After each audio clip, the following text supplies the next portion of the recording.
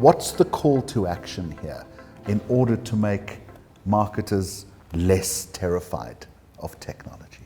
For me, it's simple. You have to test in order to learn. Full stop. And be prepared to test. I think very similar. Go and play with the technology. Go and find out what data you have. Because I find that's a good point.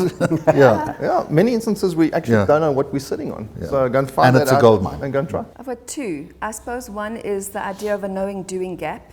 So I think we all think just because we have the data, we've done something with it. And we all now know that's not true. And the second is the thing I always say, which I've alluded to, is that it takes a village to raise a brand, right? You don't do it on your own. And you do it with a whole army of, oh God, I said army and I promised you wouldn't. You do it with a whole family of people. That was far more. A village of people. And you can't do it on your own. Marketers can't do it on your own. We have to do it together. And if we start off by saying, what's keeping us up at night, and we're in service of the brand and in service of the consumer, and not forgetting internal marketing. We haven't spoken once about internal marketing and the gifts that technology can bring for that. So those are my 11 thoughts to end. Yeah, it is I your think house. for me it's about falling in love with the possibility, right? And I mean, I look at these things and I read about a deviceless future when everything's in the cloud and we're all using lenses, and I get excited by it.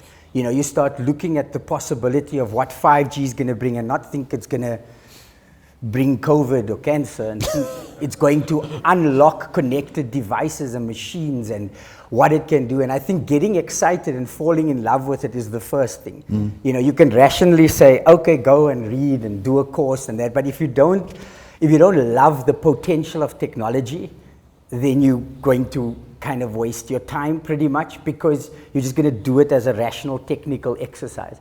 And once you get past that, once you start falling in love with it, you start thinking about applications. What if it could do this? What if it could do that? And then you want to talk to the IT department. You don't go, oh, yeah, these guys come again, I'm going to get out of the room. And I think that's probably the biggest hurdle to overcome.